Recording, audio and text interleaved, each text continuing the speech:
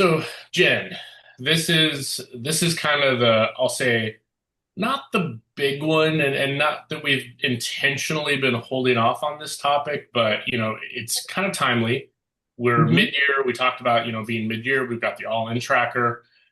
We have a lot of activities, and the blanket apology that I think we say every time, like there's a lot of stuff going on for you guys to keep track of. However, the timing of this is kind of intentional in that you've had your first 6 months. Hopefully, your first 6 months or so, seven, has delivered everything you want in terms of where your goals are, where you want to be in your business. If not, I want you to engage with this content kind of on a deep level. This is really going to set the tone for, I think, for the second half of the year, which traditionally we know is down just a little bit in terms of production. The summer season ends. It's just kind of not that production is down for everybody, but it tends to trend downward a little bit. What we're going to talk about today, and I'm going to make a blanket apology, Jen, and you'll have to reel me back in if I step on too many toes. But I feel like I can't talk about some of this content without being a little transparent and a little direct about what I'll say what needs to happen. You're independent hmm contractors. I can't tell you what to do, but I can plead with you deeply to say, please look into some of this stuff and consider some of this stuff. So the preamble for that entire thing is just to say, if I rub you the wrong way and you get a little bristled, I apologize, but I hope you know that it is coming from a good place. This topic, we're not going to go deep into any one particular thing, but I want to make sure we have a framework for all these topics. And, Jen's done a ton of work behind the scenes in a lot of ways, which we'll see in the next few weeks, to really help you get into and say, hey, this is a thing I need to know more about. My broker, Michelle, Jay, and Joanna, the topics, all of these resources are going to be available to you to sort of lean into. So, really, the idea is, how can I use a mix of leads to generate more business? Um, and I'm going to start with this idea. It's based on the Pareto principle, and the data just came out a few weeks ago. And NAR is fantastic about updating this stuff, so it's always available to you. I love data and numbers. I say the same thing. Data removes emotion. Therefore, it is clear and I'll say kind. Sometimes it doesn't feel kind, but there's no emotion involved in numbers. And I think that's why we talk about numbers so much, because I can feel like my business is doing well, and I can feel like my business is doing well, but sometimes they're not always in sync. So, uh, we are actually, as an industry, better than the Pareto principle, which is really just that idea that the 80-20 rule, right? 80% of my results come from 20% of my activities or 20% of my database or whatever that looks like. As a whole, the industry, 46% of an agent's business comes from repeat business, 44% comes from referral business. And I made this note at the bottom. Those are really a function of, sort of paraphrasing Brian Buffini. He says, character and competence. Really, the reason that you are referred and used again is because of your character and your competence. Now, I sort of add that third C in their consistency, just as this reminder that you can be a great person and care deeply, but if we're not doing things consistently, that sends its own message. And also, if you don't have the opportunity to demonstrate character and competence, right? You meet somebody in an open house, they're like, I don't know if you're any good, and I don't even know if I like you. The only leverage, sort of lever we have is that consistency lever. Okay, well, then I'm just going to demonstrate consistently that I do care about you and that I am good at what I do. So, if we add those two things together, we get 90% of our business, which is fantastic, right? It tells us that when we take care of the people who know us, like us, and trust us, we generate a lot of business. Oops, keep using the wrong key to move myself forward. Um, but here's where here's where the toes are going to, you might want to scrunch up your toes just for a second, real quick, in your shoes. I hear this phrase all of the time, and I love hearing it, but I don't think we always recognize what comes on the other side of this statement. Jake, Jen, 100% of my business comes from repeat and referral clients. Fantastic. I mean, the data tells us that 90% should. So if you're at 100%, that's fantastic. Now, can anybody guess what the downside of that statement might be, if there is one? You can throw it in the chat. Chad, if you have thoughts. You and I have probably talked about this a little bit. 100% of my business comes from repeat and referral business. But what does that not tell us, or what might be missing from that statement? Any thoughts in there in the chat? Oh, I guess I should open the chat just in case. You got to hang out and stay in the business, and you got to be in front of other people, not just your referrals. Yes, I think that's a great thing to say. Like it doesn't just happen, because I think the fact that we miss is, what are the referrals and the repeat business I'm not getting, right? Is there somebody in my database who's not using me because they're like, well, Chad didn't stay in touch with me. He sold me 19 homes, and then all of a sudden he disappeared, and he's not staying in touch. So I don't know if he's in the business. So I'm going to use the agent that I just got a postcard from, right? What is the business we're not getting, even though we're getting a fair amount of business? And then I think, to me, the other piece is that 100% of your transactions, which is what we're saying, or 100% of your goal? Here's the hard way to say it. If you do 2 transactions, you are legally allowed to say 100% of my business comes from repeat and referral business, right? Which is great, but that's 2 transactions. Is that actually the number of transactions you need financially, or from your goal, or from your sort of big achievement that you want to accomplish this year, right? Those 2 things feel good, but they may not be aligned. And really, that's where I want to talk about. I want you to continue to get as much business as you possibly can from repeat and referral business. But I also want to make sure that that number corresponds with what you need to achieve, what you want to achieve, the number of goals, transactions, whatever that might be, that you actually want to accomplish. Is that a fair thing to say? Jen, I hope I portrayed that politely, but also passionately at the same time. I think you're right. Okay. All I would say to simplify, like, okay, you get 100% of your transactions from referral and repeat business. Are you able to pay your bills? Yeah. It does. Can you pay your bills, or do you need to generate more business? Yep.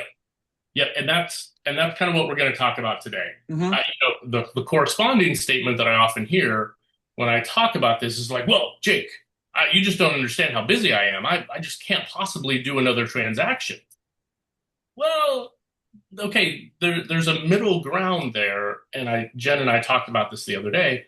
That statement actually helps us, the leadership team, prescribe to you a way to remedy that situation.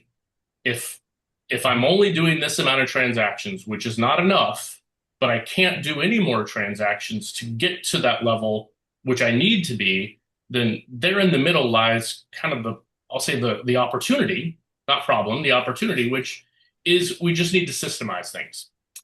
This statement is going to hurt and it's going to sting, and I apologize. It's proven time and time again. It's data. It's kindness. This is coming from a genuine place.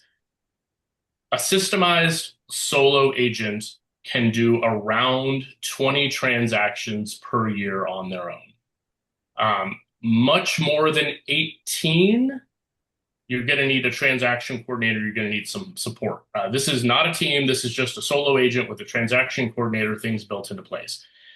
16, 18 transactions a year is possible for an agent who's got their whole process very dialed in. I see it consistently among agents who have things in place that work. Now, that doesn't mean that I'm judging you if you're not doing those numbers. Here's the thing. I say this lovingly every time. I don't care what you want to do in your business. I just care that you want to do something and you know what that is and you know what that goal is. So when we think about being busy in our business, know that 12 to 18 transactions on your own is entirely doable. But if it's not working for you currently, that means something that we're doing might need to change, right? It's a mindset, it's a systems, it's a habits. There's a whole slew of things which, Jay, Joanna, and Michelle are happy to talk to you. We're happy to talk to you about what those things look like. So I'll get off my temporary soapbox for a second. Here's what the industry tells us, though. The industry says the average agent who's been in the business about 5 years is doing about 12 deals. Again, if you're under that or over that, kudos. I don't have judgment for that. I'm just telling you what the industry NAR data tells us. So I'm going to cheat the math a little bit and say if we're doing 12 deals and we get 45% from repeat and 45% by referral, technically that's 11 deals, but I'm going to round it down to call it 10 just because my simpleton math.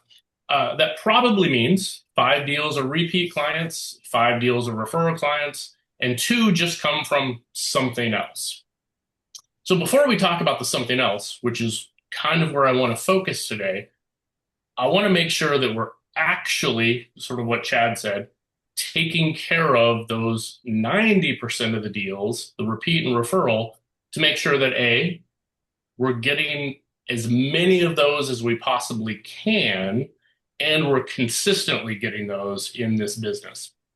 So if we think about repeat business, right? And again, I think as agents and sometimes as leadership, we tend to just say repeat and referral business and lump them together, but they're very different concepts. A repeat client, probably only going to move every 6 to 8 years, every 7 to 10. Insert your own data into this conversation. But in order to have that as a sustainable business, you're going to need several people in your database that are A-plus clients that you consistently communicate with, right? NAR tells us a 10% turnover of repeat clients in your database, which means 10% of the database moves during that year time frame, and also remember to use you because you've consistently stayed in contact with them. I tend to undershoot that goal and say, let's just assume that 5% of my database, maybe it is 10% that move, but I'm only getting 1 repeat client because I haven't done a great job of staying in touch with people. They found another agent, life changes, any number of things, right? So if only 5% of our database turns over and we build, 45, 50% of our business on repeat clients, we need to have about 110 people in that database to make sure that you're thinking of the math. So, 5% moves, they use me, but then those people aren't going to move again for another 5, 6, 7 years. So we need to make sure that we're constantly sort of filling that in. This is just simply a function of consistency.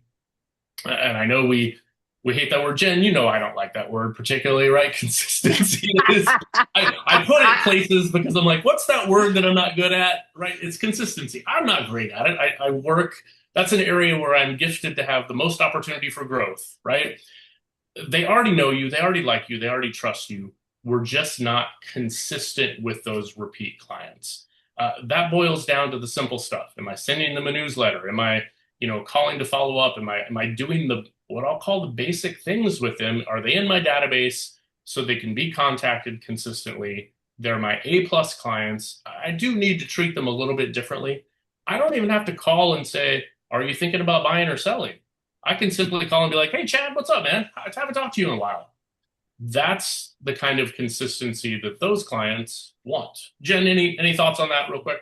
Yeah, I'm thinking if I am a newer agent, I don't have 110 people that I've sold houses I don't know. to. I right? don't have 110 emails, right? Right. So we're going to get to really soon here some ways to generate more leads, because as a newer agent, you're not going to have a lot of repeat business yet. You might not even have any referrals yet. So hang tight with us. We're getting to how you can generate some leads on your own.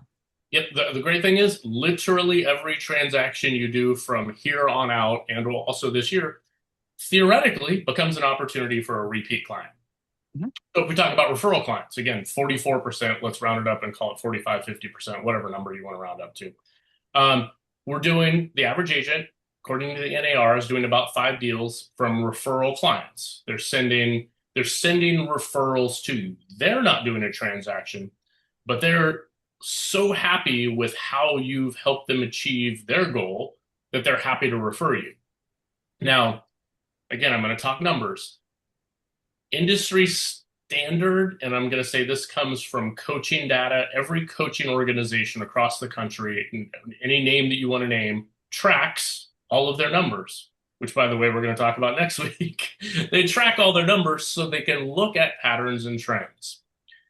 The pattern is the typical agent doing this production has more than or around 25 points of contact with clients in order to get one referral.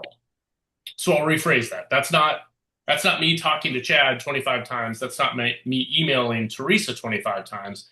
That's just me having a one-on-one conversation, phone, text, email, smoke signals, however, with my database of my A-plus clients, my referral sort of source, to receive one referral. Jen, does that make sense? I want to make sure that that sort of That sticks makes in. Okay. perfect sense. I gotta do a thing 25 times to 25 people consistently before one person is like, hey, I'm glad you called. I actually do have a referral for you. Now, the math tells us again that the typical agent loses 2 opportunities for every one that they land, which, if you think of baseball, right, which I love to use baseball analytics, is batting .333, which is an incredible batting average for most people. So I want to give that grace a little bit to our agents. If you have 3 opportunities and you only get 1 signed contract out of that, that's actually fantastic. The expectation is that you're probably going to lose 2 according to the industry standard. Now, if they're repeat and referral clients, your numbers should be a little bit higher than that, but I want to just base that number. So that means over the course of the year, you need to have 15 opportunities to get up to bat from referral clients so that you can lose a couple here and there that results in you doing your 5 transactions. But on the other side of that, that means individually you need to have about 375 consistent conversations with your database. Jen, how do you feel about that number? That's a lot. It's a lot. But it puts into perspective that I can't just be passive in my business and yes, I have neighborhood news going out to all of my people, but I think that it takes a little more than that. The reach outs, the calls, your A-plus clients, if you've been following our Master Your Crafts, we've talked about qualifying your database. So we're talking about the ones that you have had great experiences with, they're repeat customers. You know that they're going to refer you because they've given you great reviews. Yeah. So you've got to continue to work that COI. Yep. And the short answer is your A-plus clients deserve more than just the monthly newsletter, right? Like that's a hard thing to say, but those people trusted you with their business. They deserve more than just the monthly newsletter. They deserve to be like, hey, you just took a trip. Tell me about the trip. Like, that's the kind of interaction we want. And I made that note about active versus passive. I'm just going to hit this note really quick. We're all collectively very good about having that part of our email signature and somewhere it's like, I'm never too busy for your referrals. But in truth, that's a very passive voice that relies on them remembering to remember us. And then when they talk to somebody at a party that wants to move and they're like, I've got a great agent, that involves that they remember to tell that person, and that person, like, there's too many variables there that we can control. The active part of that is just simply, are we actually asking for referrals, especially when we're in a transaction? Like, hey, Chad, I know we're going through this transaction. It's a little bumpy right now. Do you know anybody else who might benefit from sort of what I bring to the table in this transaction? We're asking for the referral from one of our active clients. That's the best time to do it, right? Versus relying on all these other factors to sort of come together. Make sure that if you are working by referral, you've got to be active and actually ask for those referrals. As uncomfortable as it is, and we've got some great scripts for those that I'm happy to share. All right, I'll consider that horse slightly beaten in this point. But I do want to talk about this idea of referral database. We got to sort and qualify. And there's a whole master your craft based on this, so I don't want to go into it. Not everybody in your database needs to be treated equally. You got to sort them, put them into categories, and you got to qualify them, which is the hardest thing you're going to do, which is to actually ask them, hey, Jen, if you had somebody that needed real estate information, would I be the agent you trust? Right? Even if you do it very poorly, you still have to ask people, because here's the thing. Jen might be like, hey, Jake, I don't know if you know this, but I have a whole family that has the real estate license. I would probably, if I were buying or selling or needed information about real estate, I would probably have to use my family or else they might disown me. Oh man, Jen, you're totally right. Hey, do you mind if I ask this? If somebody asked you for a referral, would you refer them to your family as well? Right? And there's a point of differentiation there. I mean, the short answer is Jen would. She has to, right? Legally has to. However, there are going to be some people in your database like, oh, I've got to use my brother because I have to use my brother. But he is not very good. So if you need a referral, I've got a great agent who's fantastic. So don't confuse the two. Just because someone would use someone specific for their transaction doesn't mean that they wouldn't refer you if the situation is right. So I made a note here. We talked about it, I think, briefly last week. There are a couple of apology letters. I kind of call them the mea culpa letter, which is like, I'm sorry, I dropped the ball. I got busy. Are you still living at this address? Are you still, hey, can I re-earn the chance to earn your business? There's a couple of great scripts which Jen's going to share. It's a humbling thing to do, but the short answer is it's better to do it, demonstrate your character and competence and willingness to have a tough conversation, which, by the way, is the entire part of what we do in real estate, is having tough conversations and asking for that opportunity to re-engage your clients. Jen, what do you think about that? It feels weird, right? It does feel weird, but we're giving you it's going to feel weird if you haven't reached out to your contacts. So at least this is giving you somewhere to, if it does feel weird, if it does feel awkward, we're giving you some verbiage to use so it helps you start that conversation, because it is awkward and weird. Yeah, and the idea is you mail it, which is kind of passive. You're like, you float that idea out there, right? A couple days later, you call and be like, hey, Sarah, did you get that letter I sent? And she's like, yeah, I did. And you're like, what do you think? Right? And it's the clients that want to re-engage with you will appreciate that, and it will demonstrate a level of character and competence that they'll be like, yeah, no, I love that you did that. Thank you. I'm glad that you took that initiative. So don't underestimate that opportunity. We'll share those letters for you. I'm happy to help walk you through sort of that dynamic. So let's talk about how we get those other two transactions, right? 2+ transactions, right? We got 5 from repeat, 5 from referral. We want to round out our 12 or just add a whole bunch of other stuff to this list. Here's where we can sort of make this happen. You can see the list, and I'll talk about each one of these just briefly. Know that all of this content, again, Jen is amazing at putting this stuff together. Thank you endlessly, Jen. There's a whole content section for each one of these topics, whether it's a master your craft, whether it's a lesson, whether it's content that we've created, the brand's created, to take a deep dive into, all right, maybe I do want to do this thing. How do I do more? So know that we have those resources available to you if something resonates. Let's start with green print. I put my as seen on TV. You might have seen this on TV before or heard Jake talk about it constantly. This to me is the easiest version. The simple answer here is review the green print, use it. It's just simply you having a bunch of stuff with you at all times that when someone says, I'm thinking about maybe doing a thing with real estate, you get to immediately respond and say, hey, I've got a whole system and strategy of how I help do the thing that you want to do. Let me drop that. Let me give that packet to you, drop it off. It answers all of your questions. I have some questions, some important questions, which you should think about to really help us achieve the goal. It just immediately sets the tone of your character, competence, and consistency right off the bat. That's all I'm going to say on that one. That horse, that is to me the number one missed opportunity in our business right now, to not land those leads of people who maybe just don't know us very well. Farming.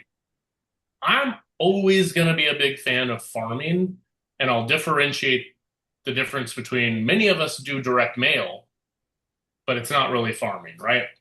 At the bare minimum, you should be farming the neighborhood you live in. And when I say farming, I'm not even talking sending mail to 400 homes. If your budget is 25 homes, cool. Then farm 25 homes. Farm that side of the street and this side of the street. Pull the MLS data and see if there's a dominant agent who's done more than 30% of the transactions in that area, right? Again, 30% isn't owning the neighborhood like we love to say, oh, I own that neighborhood. And you're like, well, 30% is really not that much, right? That means 70% of the transactions are going to somebody else, which very well could be you. The idea with farming, and I'm going to hit this button hard, farming requires consistent contact in order to work. It takes a minimum of 9 months of you sending a postcard. It doesn't even matter what the postcard is. It really literally doesn't matter what the postcard is, but you got to send it for roughly 9 months, roughly about the same time of the month, and you don't change anything about that postcard minus the little data before the client even pays attention. They're going to get it on the 10th month and be like, this is new, even though they've thrown it in the trash the previous 9 months on the 14th of the month. That's the point of farming. Literally, the point of real farming is I plant crops, I visit them every month, and I check up on them to see how they're progressing in order to get the thing. It's just the requirement. Now, the difference between direct mail, which makes it farming, is there's some sort of face-to-face interaction with you. I'm not going to make you go door knocking, although I don't think that's a horrible idea given the shift culturally. I think knocking doors in your neighborhood and introducing yourself is a great idea. But you could sponsor things in the neighborhood. You could do an electronic recycling thing every couple of months, every 6 months. I love the dumpster idea. Hey, I'm going to put a dumpster in the middle of the HOA area. Bring all your stuff. I'm sponsoring this. I'm going to do poolside ice cream. Maybe there's a neighborhood party. I'm going to set up photos, vendor directories, all sorts of things that you can do to make it farming and not direct mail that gives you the person-to-person interaction that is the anchor to the idea that you're sending the postcard like, hey, that's the dude that did the thing, right? Now those two things have a lot more power when they're combined together. I think farming is a great opportunity for us. It's a missed opportunity. We've fallen away from it because it requires consistency, and it's not people that know us and like us, and we feel like we're invading people's space. And it doesn't have to be door knocking, although I do think door knocking has a lot of benefits to it. So any thoughts in there, Jen? Did I miss anything in the chat? Anybody tell Well, me I'm just gonna point out today, you're gonna get the top 3 from Christian. And one of the things that she has in it is how to use RPR in the MLS. We did a mastermind on it a couple months ago here at College Boulevard, and a couple agents have been asking for a video how to do it. So we're going to put it in there. And what it does, you can pull market analysis or market trends from a specific zip code, or neighborhood or whatever. And then she's even going to show you how to create a social post about it. Perfect. Yeah, it's great. And that goes right along with this. I mean, if you're doing, instead of direct mail, if you have an HOA, they have everybody's emails, I bet. Or they have a Facebook group for that neighborhood, and you could be sharing that in that group. Yeah, I love what Chad said. Do a shred event for your neighborhood. I mean, you could build a 12-month farming service calendar by doing a shred event, a recycling event, This event, like every 2 or 3 months, you could have an event that you're sponsoring that takes place in your neighborhood, and suddenly you're like, dude, that guy's like involved with this, right? That's the stuff, character, competence, and consistency that makes that magic when it comes to farming. They Um, also see you as the expert. yeah, I mean, you're If like, you're oh, giving them, yeah. yeah. It's amazing how psychology works. You're like, I don't even care if he knows what he's doing. This dude is helping us out, right? Mm-hmm. Open houses, it's really, to me, there's whole content on this. Open houses are really more about adding to your database, not selling the house. Sorry to say it, don't tell your clients that. It's really more about adding to the database. 8%, only 8% of people that visit an open house are actually going to buy that specific house. Most people that visit an open house are there to exclude that, because buying a home is a process of elimination. They're actually there to exclude the house for the most part, which means 92% of the people are looking for something. And that's our opportunity to say, hey, I don't know if you saw the house that came on the market last week, 1824 Citricato. It's 4 bedrooms, 3 baths. Have you looked at that? Has your agent taken you to see that home? Right? There's a lot of language we can do in the open house to really build a connection with our clients when they walk in. That's my favorite phrase. Hey, did your agent tell you about? I will throw the other agent under the bus all day long until they finally be like, we lied about having the agent. We don't have one, but you sound like you know everything about what's going on. Will you be our agent? And you're like, well, maybe. You're going to lie to me? Right? Like, you get that opportunity to show service. Know the market. And the other piece, you should have MYC neighborhood snapshot open on the laptop where you can just walk over and be like, here's the house. Here's what it looks like. The MLS is fine, but those MLS data sheets are woefully unsexy when it comes to showing a property. MYC's pulling the data from the actual MLS, just like it would appear on a website. It's much nicer, cleaner. It shows you all the data. Open houses, huge opportunity if you're not taking advantage of those. Please do. I see there's lots of opportunities to hold other agents open houses. Mm-hmm. Just be out there and do the things. Yep. Ice cream truck at the neighborhood pool. Yeah, that's my favorite. You know that. Business to business. Brian Buffini says this. It's the number one source of hidden income in your database. Because the short answer is, if someone is a business owner, their number one concern is how to get more leads, just like you. I don't think you need to go and create a full BNI, business networking something, business networking international. It's like a formalized service. You could have your own BNI of like-minded business owners, a landscaper, you already do, is the short answer. I'm just asking you to formalize that. Maybe you meet every couple months and have a gentleman's agreement that, hey, if the landscaper hears somebody who's going to buy or sell or needs to fix or do, we're going to share that lead internally. Maybe you just ask the questions. Hey, Tony, you're the guy who I send all my clients to when they have, major home repairs and needs. Question for you, Tony: when somebody mentions that they're doing the repairs to sell their home, do you ever mention that you have an agent, or do you have an agent that you trust? And Tony's going to be like, I don't know. He's like, well, hey, Tony, I'd love the chance to earn that referral. I mean, I'm still going to refer you because you're the best guy I know, but I'd love the opportunity to earn your referral. Right? There's a magic there. Those business owners hear about this stuff long before we do. You've got to formalize that stuff. They have to be in a database, a separate sort of category in your database. You got to lean into those opportunities because they're the ones that hear it. And also, we need to take care of those people. Not quid pro quo. I don't want to buy leads from them. I don't want to, do anything that feels disingenuous, but they're hearing about these opportunities long before we are. It's a huge opportunity in your database. Green Key. Jen, I'm not saying this is your baby because this is a collective baby from a lot of people, but to me, this is the easiest way to set yourself up for success in the next 5 years. If you're not doing this, you're gonna be angry that you were on this call and be like, they told us about this. Yes. So we have told everybody about this, but I just want to revisit it really fast because I feel like we are missing a huge opportunity. So think about this.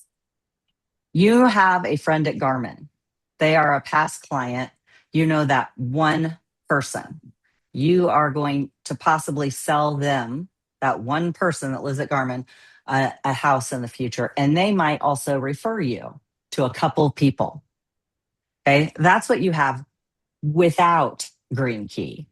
With Green Key, that person at Garmin that you know is in HR. And there are thousands of employees at Garmin. And you talk to them and say, hey, would you be interested in an employee perk for all of your employees? Where if I am your company's preferred agent for everyone in the company, they're going to get a benefit by using me. And that is cash back at the closing. Right. A great And benefit. who wouldn't want to do that? And so instead of that one or two transactions you might get from your one friend at Garmin, you have the potential for over the lifetime of the partnership being the agent that all the employees at Garmin use. Yep. There's some amazing stuff that makes that honestly very simple to accomplish on our end. There's some steps, and Jen will share those. Those clients become part of your database. They become repeat and referral clients. It's just a huge untapped potential. I would say this: if you know somebody at any size organization that is a decision maker, reach out. I'm going to say reach out to Jen and talk to her about how to build that relationship. It is a super small lift on your end that is a literal mountain of opportunity on the other side. It really is. And so, and let me just add, because we've been talking about referrals too. Yeah. You have someone at Garmin that's going to use you because now you are the preferred agent, but they have a family member that does not work for Garmin that now they're going to refer to you because you were so wonderful to work with. So it's just a force multiplier in your business. Now, if you are not where your business wants to be today, this is not going to change your business tomorrow because there is a process. You're working with a large company to launch this, but for your future business, and we're talking a couple months down the road, not I years was and going to say, years down the road. this could be by the end of the year, easy, right? Correct. If you started today, yeah. Yep. Yeah. And if Garmin becomes a partner for 20 years and you retire and put your license into Murney, you still get a referral fee on every single transaction that happens. Yeah. So if you do need more information, please email me. We did some training before and it was very detailed. And you still, if you haven't done the training, you still have to do the training to be certified for Green Key. And it really is not a high level view of what Green Key is. They really kind of get in the weeds a little bit. And so it sounds like it's more work than it really is. And I'd love to chat with you for like 5-10 minutes and give you like, here's how simple it is. Because on your end, the agent's end, it is very simple. On the Green Key admin side, which would be Christian, Erica, and I, it's a lot more work, but not for the agent. You get the opportunity to make us do a lot of work. Like that should itself be compelling, right? For like you. That it sounds exciting. Yeah. Thank you, Jen. And thank you and shout out to everybody who's worked on that. There's been a lot of effort behind the scenes. I can't not talk about social. To me, this boils down to, I'm going to say it this way. Anything that's just not talking about the MLS data, if you do that, that's great. Do it consistently. Here's the monthly update from that stuff. But really, to me, the leverage of social is this idea of I'm talking about my hobbies, my interests, anything that I'm passionate about. And then at the end, it's like, oh, by the way, I work with X, Y, and Z. I love to help people buy and sell. Like, it's really an afterthought. My buddy Alton, he just nails this time and time again. He's got, he's currently doing his Hot Wings challenge. He does a whiskey advent calendar. He does all these things related to things he's all passionate about. And at the end, it's just simply like, hey, never too busy to help people buy and sell their homes. Like, it's just this little thing. Jen, you had a quick case study that you sent me the other day, which I thought was amazing. You wanted to Oh my give them the gosh. lowdown on this, which I This think, is honestly, this is a brilliant idea. this is a brilliant idea. As soon as I saw it, I was like, oh my God, Jake, look at this. So, everybody, or a lot of people, I see it all the time on social media. You're posting on social, oh, my property sold, or these clients bought a house, and you have the cute picture with the big key at the closing and whatnot. Here's another idea. Okay. It's called a client case study. So, 2 weeks after the closing, schedule a video call or a pop by with your client. Video call's good because you can record it. So Google Meet or Zoom, ask them if you can meet with them for like 15 minutes. And on it, record the interview. So you're on your computer, record the interview and ask questions like, how did it feel to sell? How did it feel to buy? What surprised you the most? And then, would you recommend me?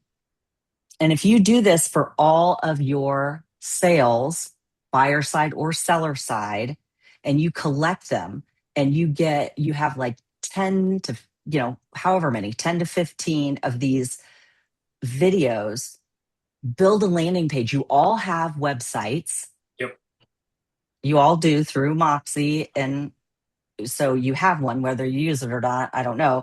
But you can add a short video at the beginning to talk about your process, the green print, hopefully, Mhm. what your process is, and how you help clients buy their home, which is the biggest purchase that they'll make. And then you follow it up with all of these case studies. Here's what all my clients say about working with me. Right. So, It's one thing to be like, I'm amazing. Yeah, great. We've heard that before. It's another thing to be like, tell everybody how amazing I am. Right? Like that's the right. idea here. It's, and it's real, it's genuine. People, your clients can then be like, I see myself in that spot because I have those same fears, needs, and concerns. That is the powerful stuff. Jen, I thank you for Well, sending that to me. Oh, yeah, absolutely. I want to add one thing too. And this is yeah. just like kind of who I am, though, too, like a continuous improvement kind of person. I'm constantly trying to improve my processes, trying to improve how I do things, how I say things. And if you're doing this and they, what did you like? What scared you? Whatever your questions are, you're going to learn more about what they liked about your process too, which then you want to make sure you repeat. And if there was Yeah. something that was scary to them or maybe didn't go as smoothly, it's an opportunity for you to learn from that too. And you can edit your videos and take out the negative stuff, but Yeah. or the stuff that you know you don't want to share. But I think it's a great opportunity also just to get feedback on your process too, that you can then Yeah. either It's modify or repeat.